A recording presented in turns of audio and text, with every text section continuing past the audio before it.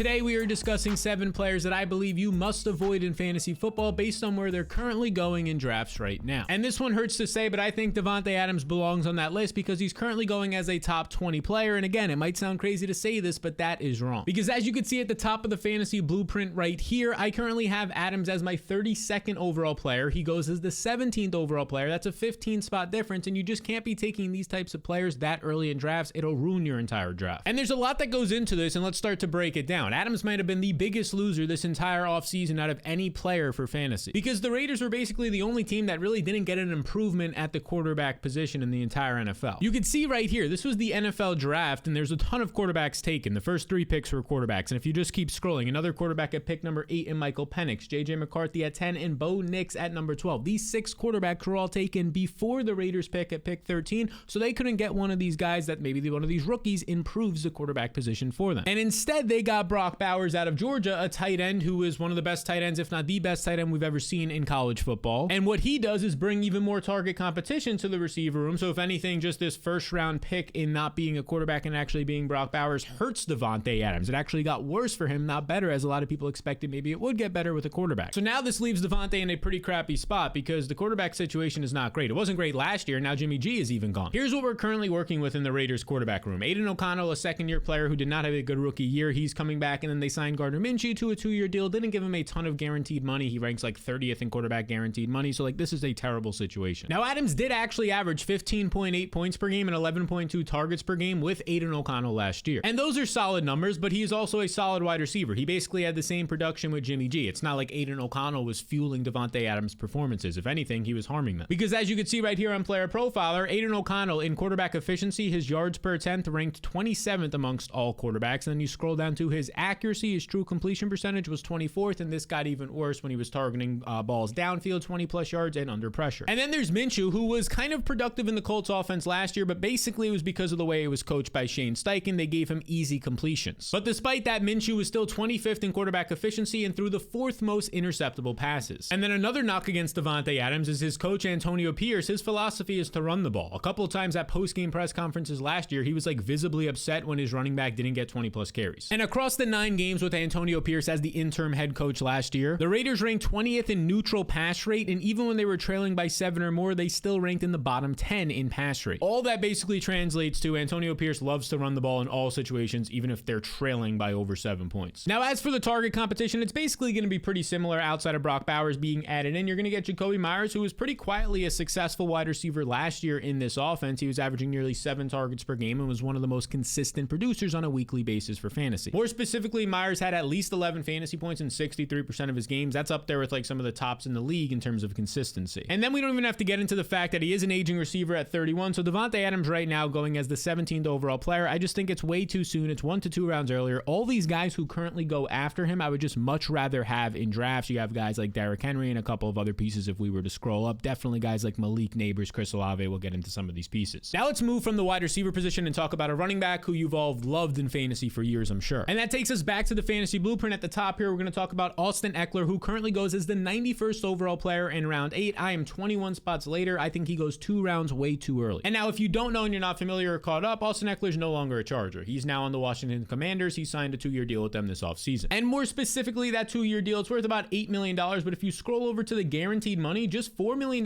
guaranteed across 2 years. That's $2 million per year, which is a little bit better than your average backup money, which I bring this up because this indicates that Eckler's not going to be put in any workhorse type role. And that probably makes sense based on what we saw last year. He's now 29 years old, and last year he averages 3.3 yards per carry. That was 62nd in the NFL, which is not great at all. And there's a lot of things that went into this. Ekeler was hurt to start the season. His offensive line was hurt during parts of the year. Justin Herbert, his quarterback, was hurt as well. But there was still a significant drop in production when he was healthy. And you could see right here, a big piece was just the drop in everything. His receptions going from 107 or even 70 the year before that to just 51. That's a massive drop. And honestly, we might not even see 51 this year based on the offense that he's in. Because now he has a mobile rookie quarterback in Jaden Daniels. And those types of guys will take off and run instead of checking it down. And also, Austin Ekeler might not see 13 carries per game this year because he's not going to be the starter, in my opinion, in Washington. And then another thing to bring up is that Cliff Kingsbury is the new offensive coordinator for Washington. And if we scroll down here, as a coach in the NFL, he spent 4 seasons with the Arizona Cardinals, 2019 to 2022. A lot of people know him in college as a guy who passed the ball a lot, the air raid offense. But in the NFL, he actually ranks below average in pass rate. He's more so running compared to the other teams in the league. And for a guy in Austin Ekeler who's known for paying off in the receiving department and scoring touchdowns, this mobile quarterback and now an offensive coordinator who doesn't really pass the ball a lot to his running backs, these things are some concerns. And not only does Kingsbury not target running backs in the receiving game, neither did Jaden Daniels last year in college. These are the running backs last year for Daniels. The leading target earner in college was 15 targets, 10 targets. If you add these all up, he only targeted his running backs 8% of the time, which is well below the college average. And like I said, I don't believe he's going to be the starting running back this year. I think that's going to be Brian Robinson. Profiles out more like a workhorse back, averaged over 14 opportunities per game last year, and it was actually pretty good. He was top 10 in yards created per touch in 2023. So I prefer to just pass on Austin Ekeler when I'm looking at him in the 8th round. Right now, there's a ton of guys I'd rather have before him. As I scroll up here, you can see all of these names. Basically, every single person above here I would rather have. James Conner, Ladd McConkey, Calvin Ridley, Christian Watson. These are guys who are going in the same range as Austin Ekeler, especially Christian Watson I'd rather have. Now let's move back to the wide receiver position. We're talking about another beloved veteran, and it is the former Charger Keenan Allen. Again, if you're not familiar, he is no longer on the Chargers, and this one actually hurts because I always loved Keenan Allen. He's been one of the most reliable receivers in the NFL. But as you can see in the fantasy blueprint, his ADP, his average draft position, is 50th. He's a top 50 player overall this year. He's my 67th overall player, so I'm 17 spots behind the market. 1 to 2 rounds early, in my opinion, is how Keenan Allen goes too early. And it seems crazy to say this because just a year ago, even though he was 31 and an aging receiver, he was still highly productive. I mean, the dude had 150 targets last year despite missing like 3 to 4 games, and his 11.5 targets per game, as you can see right here on Player Profiler, led the entire NFL. But it wasn't just the volume that was crazy. He was also efficient, ranking 11th in wide receiver efficiency and 2nd in the entire NFL in first read target share, which is pretty predictive of your future success. This dude, Keenan Allen, was and always has been a stud, so what is the issue? Well, he's changing teams. He's now in the Chicago Bears, and as an aging veteran changing teams, this could be a concern. Are you going to be used in the right ways? Does the team have any emotional or other connections to you to want to put you in there over some other guys? And not only is it a new team, but it's a new team with a brand new coaching staff and an offensive coordinator coming in. Now, that offensive coordinator is Shane Waldron. He comes over from Seattle. He spent time with the Rams as well, but as you can see from Seattle from 2021 to 2023, he was the offensive coordinator. Each of the past 2 seasons, he's ranked top 10 in neutral pass rate, so this guy does like to throw the ball when the game is close. So in theory, this team should throw the ball more this year, and their offseason moves have kind of proved that. They drafted the first overall pick, quarterback Caleb Williams. They traded for Keenan Allen himself, and then they drafted a top 10 wide receiver pick in Rome Odunze. But this last point is where the issue comes in, or at least starts to come in for Keenan Allen when we talk about Rome Odunze. And Odunze is the type of prospect, a top 10 overall pick, elite athlete, overall producer in college. This is the type of guy who gets on the field right away as a rookie with that draft capital and produces. And if you're not familiar, he spent time at Washington, 4 seasons there, and last year he had his massive season of over 1,500 total yards, and the guy just won everywhere, at the line of scrimmage, downfield, and after the catch. And I think that Odunze is going to play an outside receiver role for Chicago soon, if not right away for the team, and if that's the case, he might take snaps away from Keenan Allen, and in fantasy drafts, Odunze actually goes 38 picks later. But it doesn't just stop at Odunze, because DJ Moore is also there, who's been on this team, and last year he had a career year with over 1,300 total yards despite playing with an inaccurate quarterback in Justin Fields. And Moore is definitely going to start. He's going to play on the outside, so if Odunze actually can get some outside receiver snaps, then you get Keenan Allen coming off the field, which just means less overall targets and production. Maybe that happens, maybe it doesn't, but if I just scroll up to the guys I'd rather have in this range, give me Terry McLaurin all day over Keenan Allen, and I can scroll up even more. Guys like Amari Cooper I want over Keenan Allen. Definitely Tank Dell. These guys are going after him currently, even Christian Kirk. All right, now let's discuss our first tight end of this video. And hey, if you're finding this video helpful so far, make sure you're subscribed to the channel. Just double check. Now this brings us to the Cardinals tight end Trey McBride, who had one of the better seasons of all the tight ends in the NFL last year, and he basically did it in just 10 games. Now right now, Trey McBride goes as the 43rd overall player. He's taken often in the 4th round of drafts, and in my opinion, that is too early. I have him as my 55th overall player. He goes about a little bit more than a round early in my opinion, and let's discuss this. Like I said, he basically broke out in just 10 games last year because he really didn't get on the field seeing a lot more snaps, at least like over 70% until week 8. And then right away, almost instantly in week 8, the guy breaks out over 25 fantasy points. Look at this, 10 receptions, 95 yards, a touchdown, 14 targets, a massive 14 targets. He was the dude. And from this point on, according to RotoViz's game log tracker right here, his final 10 games of the year basically averaged 15 fantasy points per game, 8.5 targets per game. He was easily one of the best tight ends in all of fantasy during this stretch. Now, all of this is great, but it lacks context because during that time, Marquise Brown was hurt and he was really just competing with guys like Greg Dortch and Michael Wilson for targets. And this allowed McBride to slide in as the #1 option in this offense and finish as the 42nd overall player during those final 10 games, which is solid. That's basically where he's going right now in drafts. And you can see that right here. He goes as the 46th overall player. So this is basically saying, okay, he'll just continue his production from the final 10 games last year, but how can that be the case if he now has much more difficult target competition? Because with a top 5 pick in the NFL draft, yeah, top 5 pick, not just a first round pick, the Cardinals selected Marvin Harrison Jr. out of Ohio State, one of the best prospects in honestly the past 10 to 20 years to come out at the wide receiver position. I mean, this dude is being compared closely to guys like Julio Jones and CeeDee Lamb, and they were prospects coming out of college, and we obviously know how their careers have gone and did go. Now, this is what Marvin Harrison did in college. His final 2 years at Ohio State, a tough program, tough competition, over 1,200 yards each year. You can see in 2022 and 2023, he had 14 touchdowns each year, and he was doing this while competing against another future number one receiver in the NFL, or first round pick, I should say,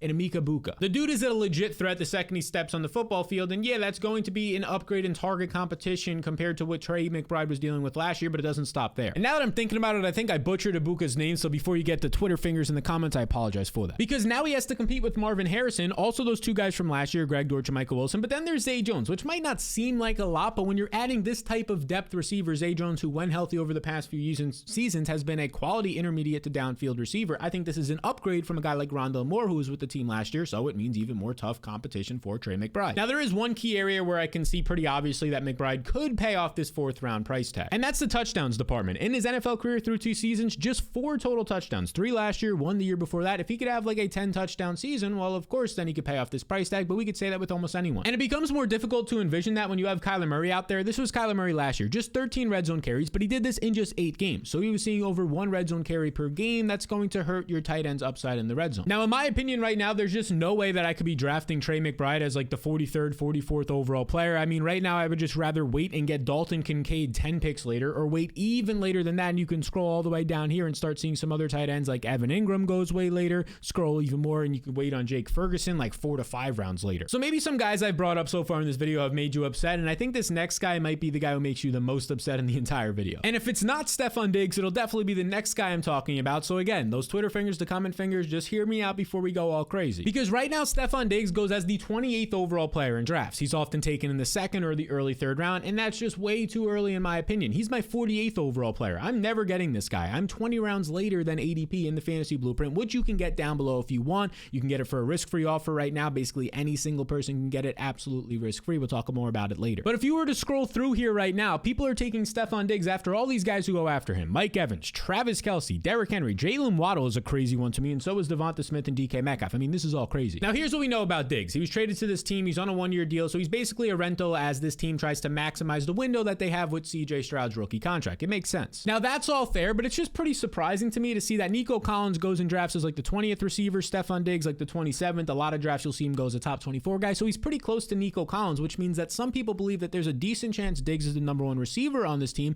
but not just that. It's not just that he'll be the number 1 receiver, or could be, but it's enough to be a 2nd round pick or 3rd round pick worthy. I'm skeptical. Because Diggs is turning 31 this year after coming off one of the poorer seasons, let's get that together, Sal, of his career. And now some people might say, oh, it was because of the fact that they had an offensive coordinator change mid-season, and I actually believe this mattered some, but he still was seeing accurate targets. The 7th most accurate target rating in the league Stefon Diggs had from one Josh Allen. Now, the big thing that you could probably turn to and get away from is just the way that they were using him once they got rid of Ken Dorsey and hired their new offensive coordinator. And that's the way they used him right here. His average depth of target, how far downfield his average target went, was just 10 yards downfield, 59th in the NFL, so he wasn't seeing as many deep targets as usual, or maybe not deep targets, but just as many like 10 to 15 yard targets. But here's the thing, I don't think that's changing now that he's going to be 31, especially entering this offense, because that deep target range is just absolutely dominated and held by Nico Collins, who was the best wide receiver in the NFL last year on targets of 15 or more yards. And Nico ended his season last year ranking 2nd in wide receiver efficiency, 6th in yards after the catch, and 7th in fantasy points per game. And now he's entering his age 25 season. The prime of his career is this team's clear alpha. But that's not all that Diggs is going to deal with, because then you also have Tank Dell out there, who also won on the outside for the large majority of last season. He was an outside receiver, believe it or not, even though he's smaller, 70% of the time. And he ranked 12th in average target distance and 14th in yards per out run. And that average target distance being top 12 in the NFL means that he was seeing downfield targets on the outside. So I think that there's a world where Stefon Diggs has to move into the slot in this offense. And if that's the case, when there's only 2 wide receivers on the field, Diggs is going to come off the field in certain situations and just not be able to earn more targets. Now, that might seem like the extreme downside case, but I do think it's realistic when you look at these other 2 guys in this offense are like 25 and 22 years old, the aging wide receiver versus these young guys who were just top 20 receivers in fantasy and efficiency last year. Then there's also this concern I have right here. This is part of the fantasy blueprint. It's all the team changes from the NFL draft, from key free agent additions and subtractions. It's the offensive line for the Texans. Look at the subtractions right here. This offensive line kind of just got by last year, was banged up,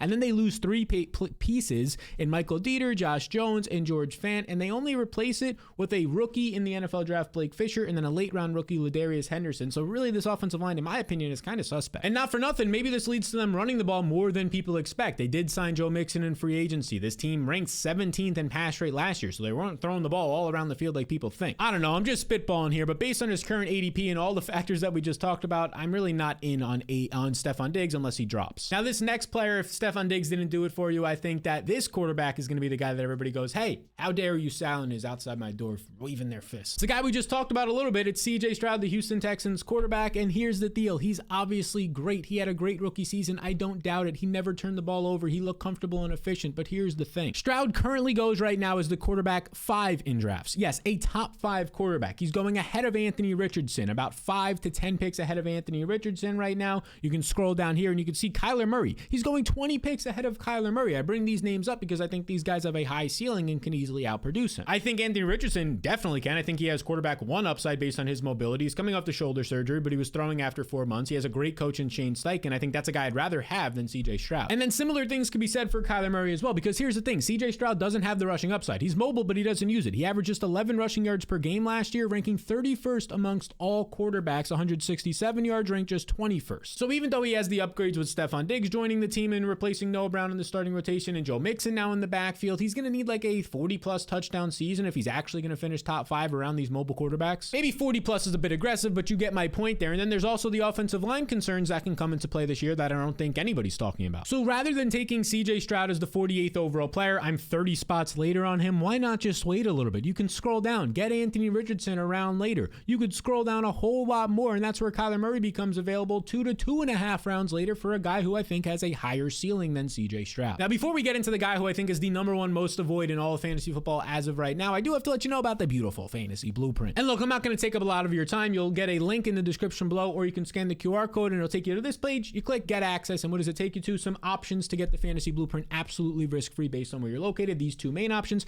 And there's this one down here just in case those first 2 don't work for you. And I say it's risk-free because if you don't make your fantasy playoffs, I just refund this small payment, the one-time payment of like $10 or whatever it is. No questions asked, you get it back risk-free, and I'm going to help you all season long. Not just for your draft, but weeks 1 through 18, I'll be sending you tools every single day and waiver wires, rankings for that week, projections, all this to help you win your league. So you can check out that fantasy blueprint down below. Now to talk about our final player of the video. He's on the screen right now. He's a tight end. Can you pick which one he is? Well, I'll let you know. It's this guy right here. TJ Hockenson is one of the worst picks as of right now, in my opinion, in all of fantasy football. And it might seem crazy to see that TJ Hockenson goes as the 138th overall player right now. He's like a 10th round pick, 11th round pick. And why is the reason for this? Well, you might have forgot he tore his ACL. But not only did he tear his ACL, he tore it in week 16 last year, which is late in the season, and it was a multi-ligament injury. It was both the ACL and MCL, which naturally takes more than the average 9 to 10 months to recover from. It might take up to an entire 12 months, which obviously that brings in some worries because he tore it in week 16. If it took near 12 months, which again is probably not likely, but it could happen, he might miss the entire season. More realistically, he'll probably start the year in the PUP, miss 4 to 6 plus weeks, so that's already not great. That's like best case scenario. Why draft this guy? And then there's the second bad news if you look at RotoViz here, is quarterback's no longer Kirk Cousins. And with Kirk Cousins in 24 games in his career, he averages 12.8 points more than the other games of his entire career and 7.7 targets per game. He doesn't have this guy now. Instead, he has this combination of quarterbacks, rookie J.J. McCarthy and Sam Darnold, who as of right now, Sam Darnold is the starting quarterback in OTAs, and maybe that's where he's going to start the year, which is not the best. There's also the concern that rookie quarterbacks rarely sustain 2 weapons. I know CJ Stroud did it last year, but it's pretty rare, and I'm pretty sure the $140 million